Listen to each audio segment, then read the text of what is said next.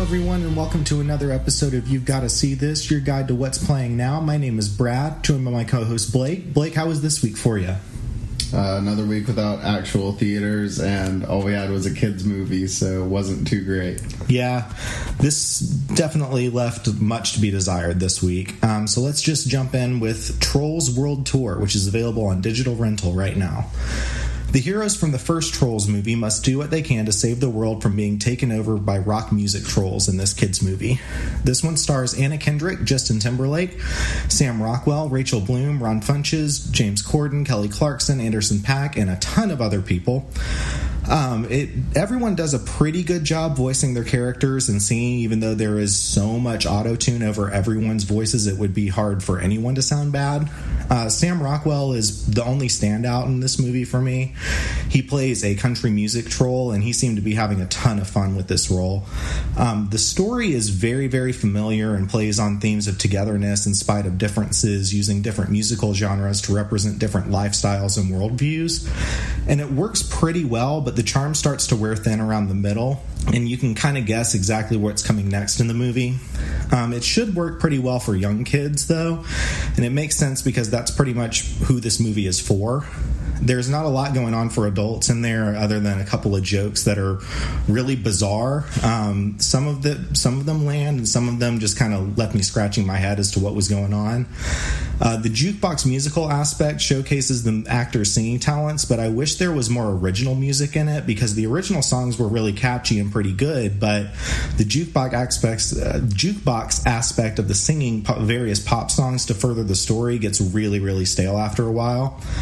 Overall, I thought Trolls World Tour was a fine kids film, but nothing more than that. I give it a 2.5 out of 5. Yeah, I feel really similar to how you did about it.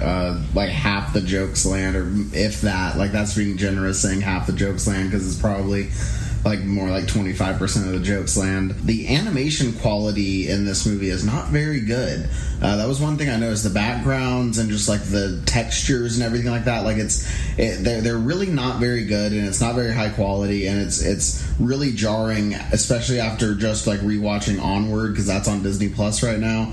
So rewatching that and then watching this like a couple days later, I was like, whoa! It's like this is Sony Animation, Universal. So it's like Universal's animation is like 5 years behind Disney right now, and it's just I didn't like it. I do like the original songs that play in the movie. They were really catchy, and I think that Justin Timberlake does a good job of writing music that like fits within the story of the movie, but also can stand on its own and just be like a fun pop song.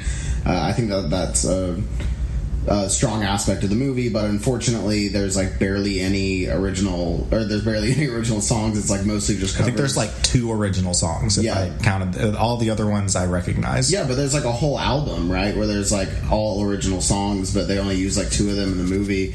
I haven't looked at the soundtrack. No, there is, like, because I've listened to the soundtrack. It's a great soundtrack. Yeah, there's like, I don't know, 10 songs at least on it, and none of them were actually in the movie, but there are more original songs. That's what I thought I was getting into.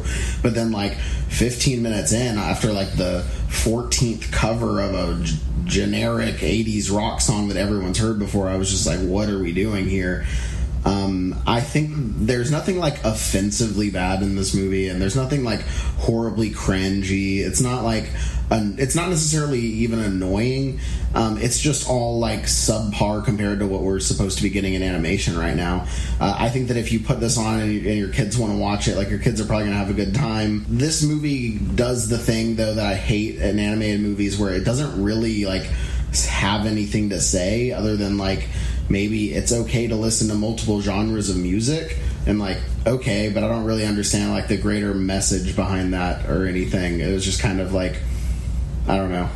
I think the genres of music represented different lifestyles and like worldviews, and it was like we can all get together despite our differences type of message. Gotcha. Yeah. Even that's like very surface level and very just basic, to be honest. Like, I don't know. It just kind of also just them just literally taking the Endgame or Infinity War storyline of, I have to get the 6 strings, I have to get the 6 stones. Like, it was just super lame, and they literally explain it to you like 40 times in the first half hour of the movie. Like, the deal, they explain to you that they're trying to get these 6 strings like over and over and over again. I was like, yeah, I get it.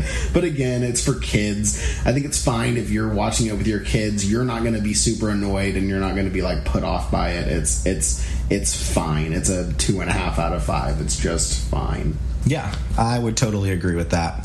So over on Amazon, we also have Blow the Man Down. In Blow the Man Down, 2 sisters are pulled in over their heads when one of them kills someone in self-defense and ties them up in a criminal conspiracy. This one stars Morgan Saylor, Sophie Lowe, Margot Martindale, June Squibb, and Gail Rankin. Saylor and Lowe are phenomenal in the 2 leading roles, and the rest of the cast is really great as well. The 2 of them absolutely knock it out of the park as the sisters that get in way over their heads.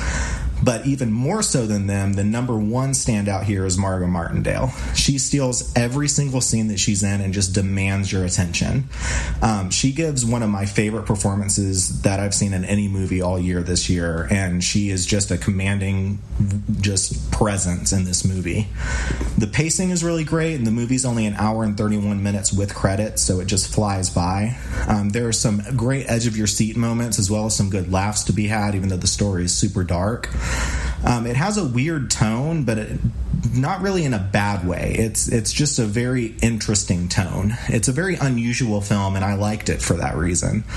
It's just not like anything that I've seen before. It doesn't really feel like anything else that I've come across in recent memory. It's not like the best movie of the year or anything like that. It's just a pretty good thriller that just has some really fantastic performances in it. I think the performances elevate it from a 2.5 to a 3 out of 5 for me. Yeah, this movie for me was actually not that at all. It was actually pretty weird and boring. The tone of it didn't really work for me. It kind of reminded me of The Lighthouse in a way, in that kind of feel and kind of tone. And I'm just was bored and put off by it. I couldn't stop looking at my phone and taking out my phone during the movie because I was just not interested in what was happening on screen. There is some good acting. The story itself is a little bit hard to follow, with the older ladies and what exactly their deal is. It was just a little bit hard to understand for me. There's not much that I can really say about it other than I didn't like the tone of it very much. It's just kind of a movie that immediately went to my brain and immediately left my brain. I'm gonna forget it ever existed. Whenever I look back on this year and I look at my list of movies that I saw, I'm gonna be like, oh yeah, I forgot that movie came out and I couldn't tell you a single thing that happened in it. Yeah, that's pretty much all I gotta say about it. I give it a 1.5 out of 5. All right. Well, we don't have much else that came out here in the past couple of weeks. We are going to be moving to putting out an episode every other week, seeing as theaters are closed for the foreseeable future and there's not just a ton of stuff coming out on streaming right now. So we do want to thank you so much for joining us for another episode, and we'll be back in 2 weeks with more thoughts on what to watch.